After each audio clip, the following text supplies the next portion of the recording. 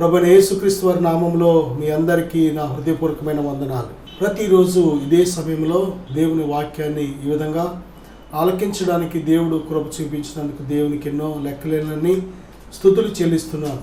ప్రియబిడ్డలారా, ఈరోజు దేవుని వాక్యాంశం కానీ మనం చూసినట్లయితే అపరాధముల కోసం దేవుని వాక్యాన్ని మనం ధ్యానం చేయబోతున్నాం. బైబిల్ గ్రంథంలో అపరాధం అంటే ఏంటి, అపరాధాల వలన కలిగే నష్టాలేంటి, అయితే అపరాధం నుంచి ఎలాగ మనం విడిపించబడగలం అనే జవాబును కూడా దేవుడే మనకు దయచేస్తున్నాడు. ప్రియబిడ్డలారా, అసలు అపరాధం అంటే ఏంటి అని కానీ మనం చూసినట్లయితే దేవుని వాక్యంలోకి వెళ్ళే ముందుగా చిన్న ప్రార్థన చేసుకుందాం. పరిశుద్ధుడా, ప్రేమగల తండ్రి, మహోన్నతుడా, మహాకాశాలు పట్టజాలని దైవమా, మీ నామంలో 2-3 ఎక్కడ కూడింద్రో వారి మధ్య సెలవిచ్చిన మా ప్రియ ప్రభువా, ఇదిగో వాక్యం ద్వారా నాయన మాతో మాట్లాడండి. ఈ వాక్యాన్ని వీక్షిస్తున్న ఆలకిస్తున్న ప్రతి బిడ్డను దర్శించండి. వారి వారి అపరాధం నుంచి వారిని విడిపించండి. పరిశుద్ధులుగా, స్వతంత్రులుగా, మీ యందు నీతిమంతులుగా చేయమని యేసు నామములో ప్రార్థిస్తున్నాను తండ్రి, ఆమేన్. దేవుని బిడ్డలారా, ఈ అపరాధం అంటే ఒక అవగాహన మనకు రావాలి. అపరాధం అంటే ఏంటి, ఏవి అపరాధము అని కానీ మనం చూసినట్లయితే ఆదికాండం 42:21 యోసేపు సహోదరులు యోసేపుకు చేసింది అపరాధం అని బైబిల్ చెప్తుంది. యోసేపు సొంత రక్త సంబంధులే, అన్నలే ఏం చేశారు అంటే ఆ యొక్క తమ్ముడి మీద పగబట్టి ఒక నీళ్లు లేని గోతులో పడవేశారు. ఇది అపరాధం. దేని బిడ్డారా, మన రక్త సంబంధుల పక్షంగా మనం కఠిన హృదయములై అన్యాయంగా, అక్రమంగా ఆ విధంగా ప్రవర్తించినట్లయితే అది అపరాధం అని బైబిల్ చెప్తుంది. అలాగే లేవికాండం 4:13, అలాగే 4:22 పొరపాటున తప్పిదము చేసి ఆజ్ఞను మీరితే అది అపరాధం అని బైబిల్ చెప్తుంది. పొరపాటున చాలా విషయాలు జరుగుతూ ఉంటాయి. కొన్ని చిన్న నష్టాలు, కొన్ని పెద్ద నష్టాలు ఏర్పడుతూ ఉంటాయి. నష్టం చిన్నదైనా పెద్దదైనా పొరపాటున జరిగే ప్రతీదీ కూడా అది అపరాధముగా ఎంచబడుతుంది. దేని బిడ్డలారా, పొరపాటున చాలాసార్లు చాలా తప్పిదాలు మనం చేస్తూ ఉంటాం. అవి మనం పట్టించుకోం. కానీ ఇది పొరపాటున జరిగిందని చెప్పినంత మాత్రాన అపరాధం పోదు. కానీ ఈ పొరపాటున చేసే ఆ యొక్క అపరాధం తప్పనిసరిగా అది మన మీద నిలుస్తుంది. ఈ విషయాన్ని మనం గ్రహించాలి. ప్రియబిడ్డలారా, అలాగే ఒకడు అపవిత్ర వస్తువునైనను, లేవికాండం 5:2 చూస్తే ఒకడు ఏ అపవిత్ర వస్తువునైనను ముట్టిన ఎడల అది అపవిత్ర కళేబరమే కానీ, అపవిత్ర పశు కళేబరమే కానీ, అపవిత్రమైన ప్రాకిడి జంతువు కళేబరమే కానీ అది అపవిత్రమని తనకు తెలియకపోయినను అతడు అపవిత్రుడై అపరాధియగును.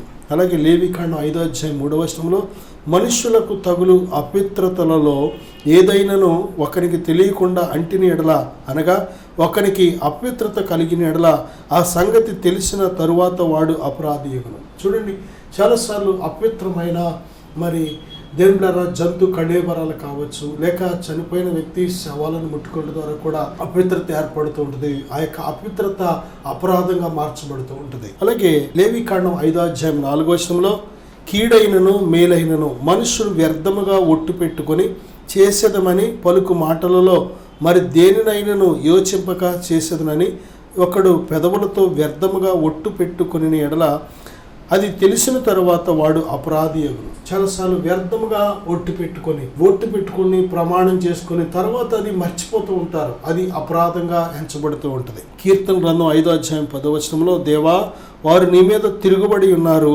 వారిని అపరాధులుగా తీర్చును అనే మాట మనం చూస్తున్నాం. దేవుని మీద తిరుగుబాటు అపరాధంగా ఎంచబడుతూ ఉంటుంది. దేవుని బిడ్డలారా, ఎన్నోసార్లు దేవుని వాక్యాన్ని వినకుండా లేక విని లోబడకుండా మనం అపరాధులుగా ఎంచబడుతూ ఉంటాం.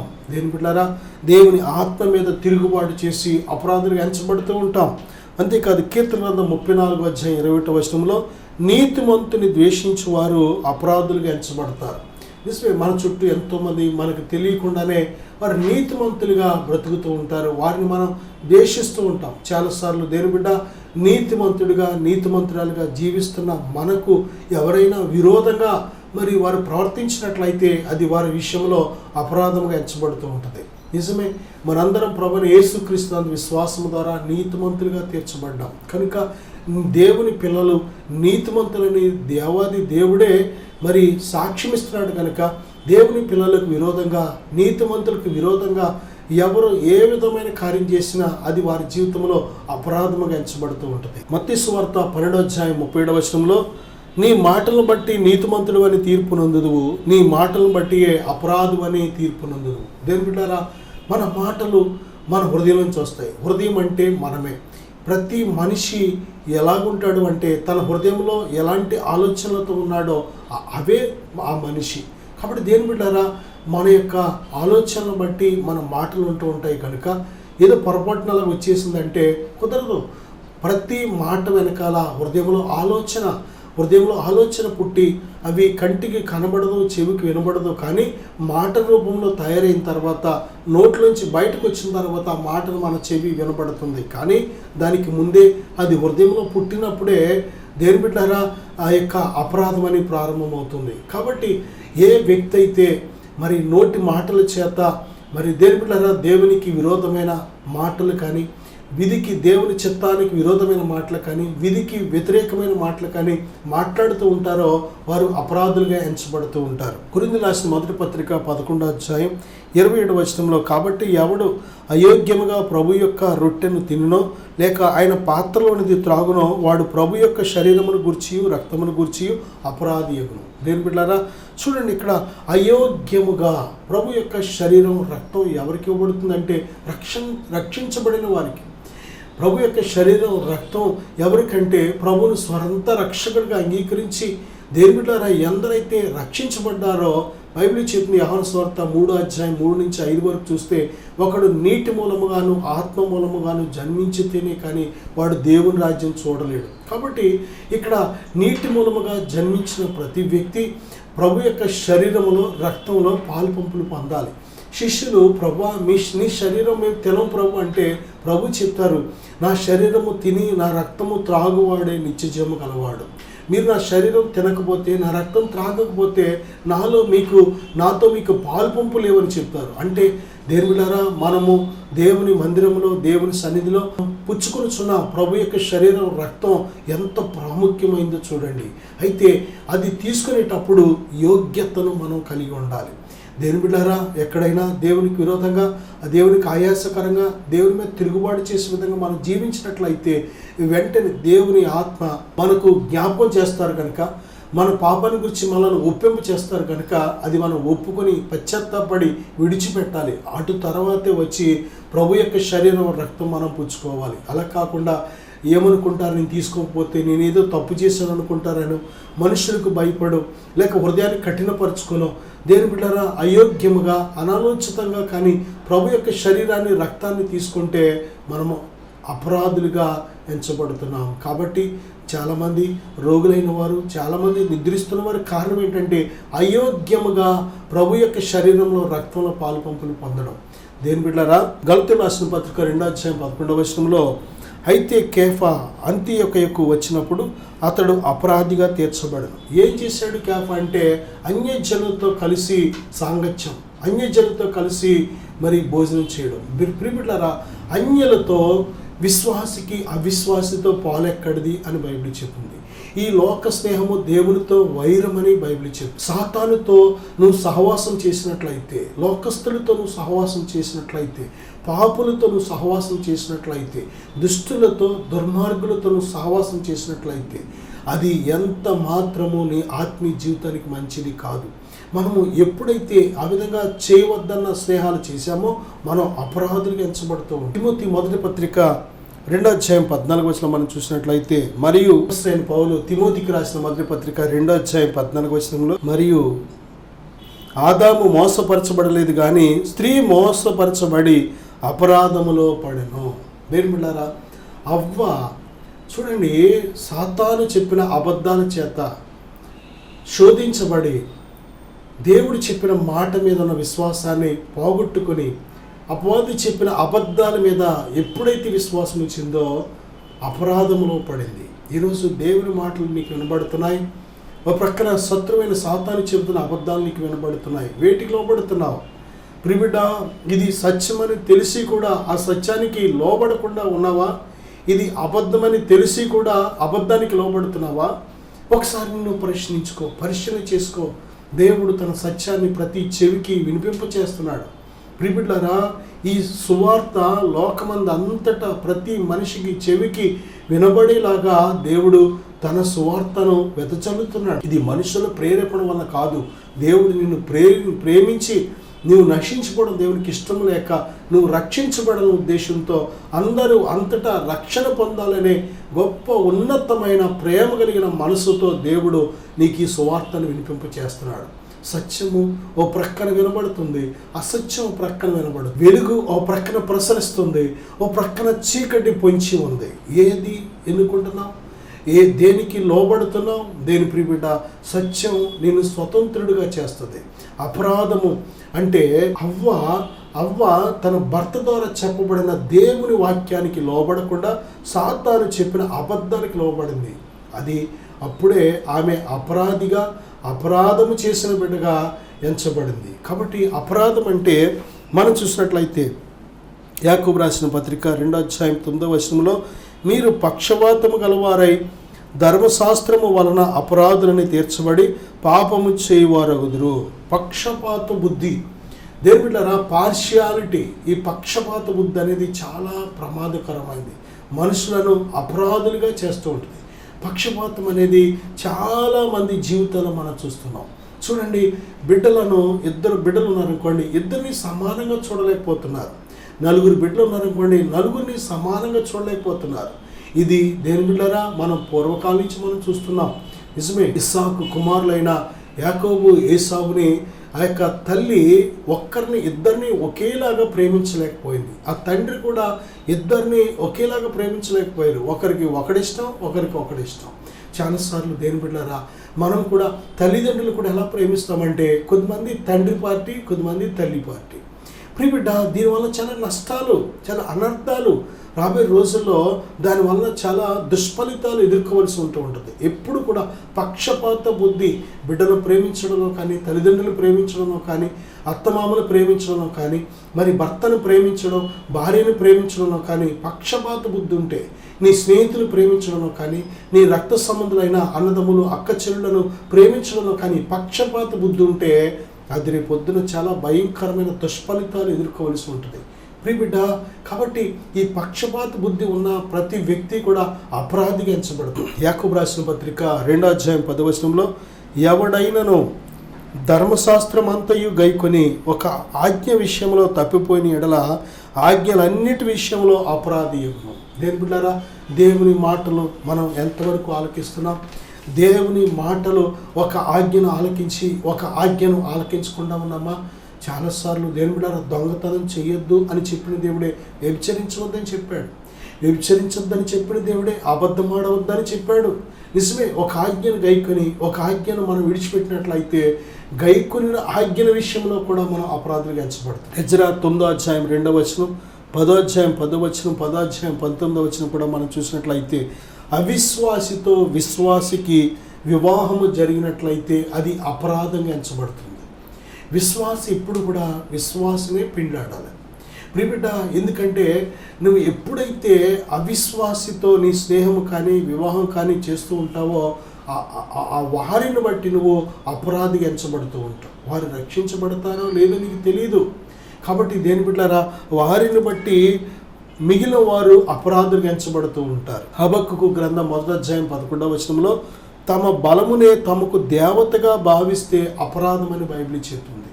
నిజమే, చాలాసార్లు మనకున్న బలం అది శారీరక కండర బలం కావచ్చు, ధనబలం కావచ్చు, కుల బలం కావచ్చు, జ్ఞాన బలం కావచ్చు, ఉద్యోగ బలం కావచ్చు, సంపద బలం కావచ్చు, జనాల బలం కావచ్చు, అధికార బలం కావచ్చు. ఏ బలమైనా సరే దేని బిడ్డారా, ఆ బలం ఉంది నాకు చాలు, ఈ డబ్బు బలం ఉంది చాలు, నాకు ఈ యొక్క జనాల బలం ఉంది చాలు, జ్ఞాన బలం ఉంది చాలు, ఉద్యోగ బలం ఉంది నాకు చాలు అనుకొని నీవు వాటినే ఒక దేవుడిగా నువ్వు పూజించినట్లయితే అపరాధిగా ఎంచబడుతున్నావు. దేని బిడ్డారా, దేవునిని బట్టి మనం ధైర్యం తెచ్చుకునే వారికి ఉండాలి. దేవుని మీద ఆనుకుని దేవునిని బట్టి విశ్వాసంతో జీవించే వారికి ఉండాలి. ఎందుకంటే నీతిమంతుడు విశ్వాస మూలంగా జీవించును. నా సహోదరుడా, సహోదరి, నీ ఆత్మీయ జీవితంలో నీవు సంపూర్ణమైన విజయవంతమైన జీవితాన్ని అనుభవించాలంటే విశ్వాసము ద్వారానే దేవుని మీద ఆనుకొని నువ్వు జీవించగలుగుతావు. విశ్వాసానికి సమస్తము సాధ్యమే. డబ్బుకు సాధ్యం కానిది, మానవ శక్తి వల్ల సాధ్యం కానిది, మానవ జ్ఞానం వల్ల సాధ్యం కానిది, కేవలము దేవుని యందు సమస్తము సాధ్యపరచగలిగిన దేవుని యందు విశ్వాసం ఉంచినప్పుడు నువ్వు సమస్తాన్ని కూడా మరి సాధ్యపరచుకోగలుగుతున్నావు. ప్రతి సవాళ్లకు, ఛాలెంజెస్కి నువ్వు జవాబు పొందుకోగలుగుతున్నావు. నీ మార్గం అంతటిని కూడా చక్కగా సరళం చేసుకొని దేవుడి కోసం బ్రతకగలుగుతున్నావు. దేవుని బిడ్డ, చూడండి, ఈరోజు ఏ బలం మీద ఆనుకొని, ఏ బలాన్ని నువ్వు దేవుడిగా, దేవతగా మరి ఎన్నుకొని దేవుడిని పక్కన పెడుతున్నావు. నా సహోదరుడా, దేవుడిని పక్కన పెట్టి ఈ లోక సంబంధమైన వాటిని మీద నువ్వు ఆనుకొని వాటిని బట్టి నువ్వు గర్వించినట్లయితే అపరాధిగా ఎంచబడుతున్నావు. లేవికాండం 6వ అధ్యాయం 1-4 వచనాలు చూస్తే, పొరుగు వారితో బొంకిన ఎడలనేమి, తన పొరుగు వారిని బలాత్కరించిన ఎడలనేమి, అబద్ధ ప్రమాణము చేసిన ఎడలనేమి అతడు పాపం చేసి అపరాధి అగును. నీ పొరుగు వారితో నువ్వు బొంకిన, అబద్ధమాడిన, బలాత్కారం చేసిన అది అపరాధంగా ఎంచబడుతుంది. కీర్తన గ్రంథం 69వ అధ్యాయం 5వ వచనంలో మనిషి యొక్క బుద్ధిహీనత అపరాధముగా ఎంచబడుతుంది. బుద్ధిహీనుడిగా మనం జీవించినట్లయితే అపరాధంగా ఎంచబడతాం. దేని బిడ్డారా, అయితే ఈ అపరాధముతో నిండిన జీవితం నుంచి ఎలా బయటపడగలం? ఎవరు మనలను ఈ అపరాధముతో నిండిన, అపరాధము కింద నలిగిపోతున్న మన జీవితాలను ఎవరు రక్షించగలరు? దీనికి గొప్ప గొప్ప జవాబులు దేవుని వాక్యంలో మనం కనుగొనగలం.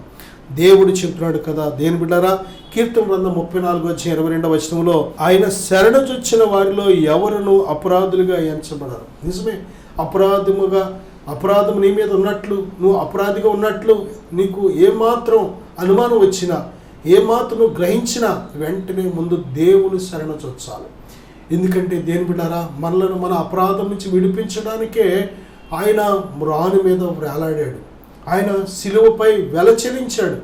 కనుక దేవుని శరణుజొచ్చే వారిగా మనం ఉండాలి. యెషయా గ్రంథం 53:10 వచనంలో, అతనిని నలుగగొట్టుటకు యెహోవాకు ఇష్టమాయెను, ఆయన అతనికి వ్యాధి కలుగు చేసెను, అతడు తన్ను తానే అపరాధ పరిహారార్థ బలి చేయగా అతని సంతానము చూచును, అతడు దీర్ఘాయుష్మంతుడగును, యెహోవా ఉద్దేశము అతని వలన సఫలమగును. దేని బిడ్డారా, ప్రభువైన యేసుక్రీస్తు వారు నలగగొట్టబడుట ద్వారా, ఆయన శిలువలో ప్రిబిడ్డ అంతగా ఆయన చేసిన ఆ త్యాగము ద్వారా మన అపరాధం నుంచి మనం విడిపించబడతాం. మత్తయి సువార్త 6వ అధ్యాయం 14-15 వచనాలు చూసినట్లయితే, మనుషుల అపరాధములను మీరు క్షమించిన ఎడల మీ పరలోకపు తండ్రియు మీ అపరాధములను క్షమించు. దేని బిడ్డారా, చాలాసార్లు కొన్ని దేవుడు మన అపరాధములను క్షమించి కడిగి తీసివేయవలసి ఉంది.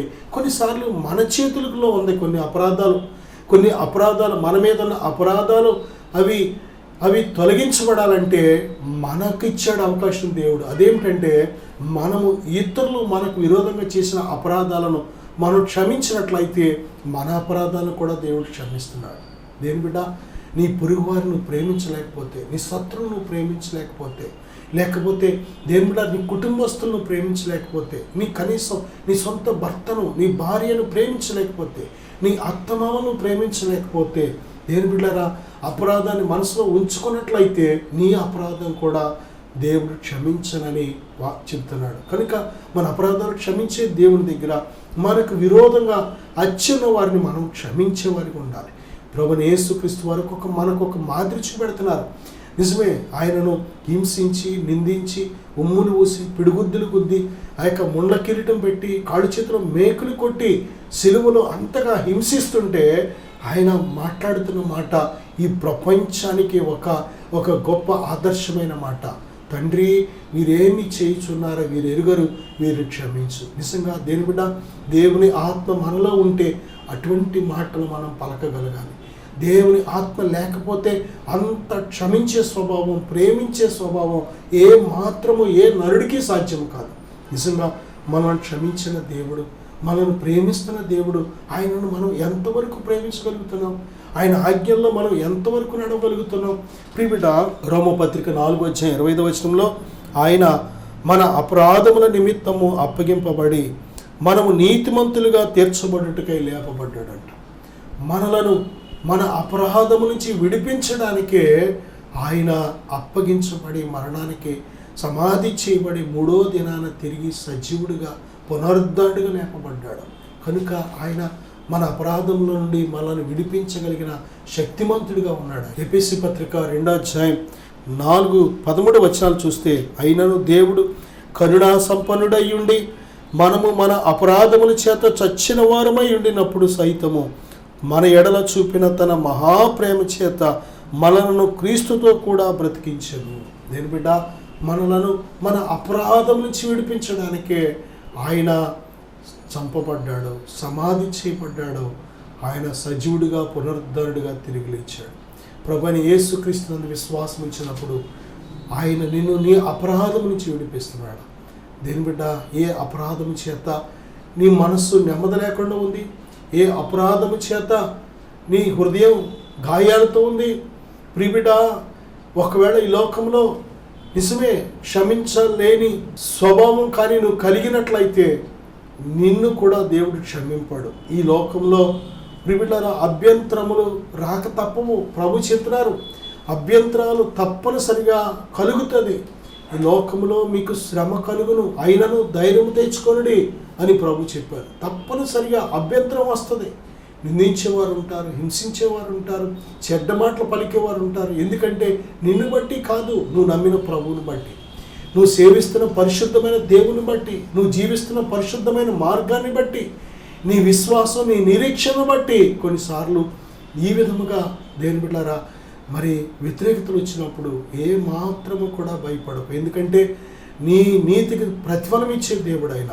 కాబట్టి ప్రియబిడ్డలారా, దేవుడు నిన్ను ఎంతగా క్షమిస్తున్నాడో నీవు కూడా ఇతరులను క్షమించే బిడ్డగా ఉన్నట్లయితే నీ ప్రతి అపరాధాన్ని దేవుడు కడిగి నిన్ను నీతిమంతుడిగా పరిశుద్ధుడిగా చేస్తున్నాడు. నేను నీకోసం చిన్న ప్రార్థన చేయాలని ఆశపడుతున్నాను.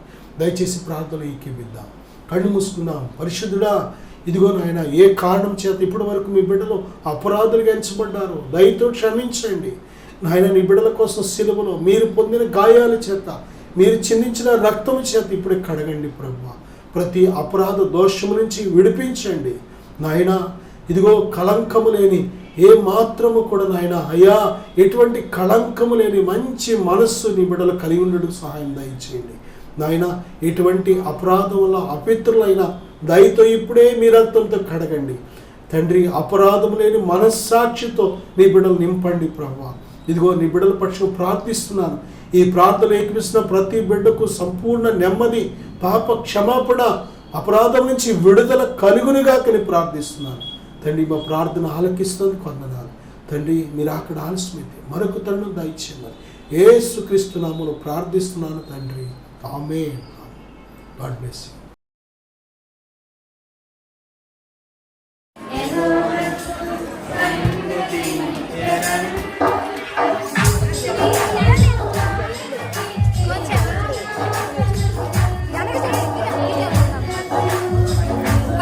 పైకి లేపండి.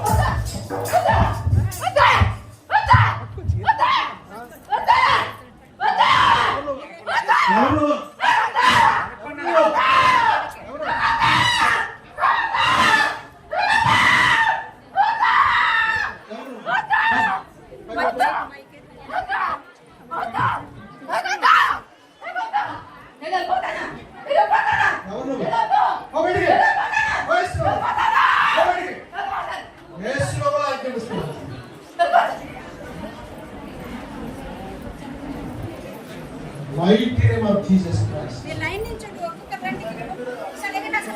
You are free. దేవుని నేర్పించాడు. చెప్పు కొడదాం. ఒక్కొక్కరి పక్కన స్టేజ్ పైన దేవుడు పెట్ట మీ అందరికీ వందనాలండి. అయ్యగారికి అందరికీ వందనాలు. సభ్యతలు అందరికీ వందనాలండి. 3 వారాల క్రితం శుక్రవారం నాడు నేను అయితే సంస్థను బట్టి చాలా ఆదాయంతో బాధలతో ఎన్నో హాస్పిటల్ తిరిగాను, ఎన్నో ఇది చేసాను, కానీ నాలో ఉన్న ఆరోగ్యం అయితే మరి ఇది అవ్వలేదు. అయితే డాక్టర్లు అయితే నువ్వు ఏ పని చేస్తాకి లేదమ్మా, నువ్వు ఎంతసేపు రెస్ట్గానే ఉండాలి అని చెప్పారు. ఏం చేద్దాం, నేనైతే ఎలా బతకాలో నాకైతే తెలియదు. నేను దిక్కు చేద్దాన్ని, నువ్వే దిక్కు నాకు ఎవరైతే అనేసి నేను దేవుడు ప్రార్థించి 3 వారాల క్రితం అండి శుక్రవారం వచ్చాను. వచ్చిన తర్వాత దైవంలో నాకు ప్రార్థన చేసి తైలం కోసమే తెలుసండి. తర్వాత ఏమైందో నాకు తెలియదు అసలు. పోసిన తర్వాత నాకైతే దేవుడు చదువు ఇప్పుడు మట్టిగా నాకు చాలా బాగుందండి, ఆరోగ్యం చాలా బాగుంది.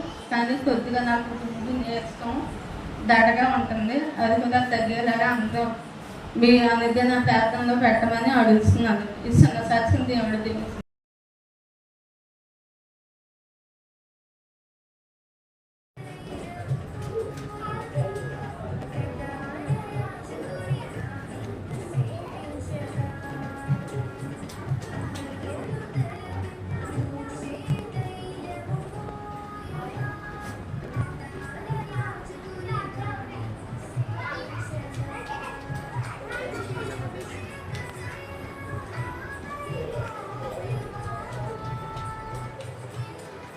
దేవుని నామానికి వందనాలు, దైవజనులకు వందనాలు, లైవ్లో చూస్తున్న మీ అందరికీ నా వందనాలు.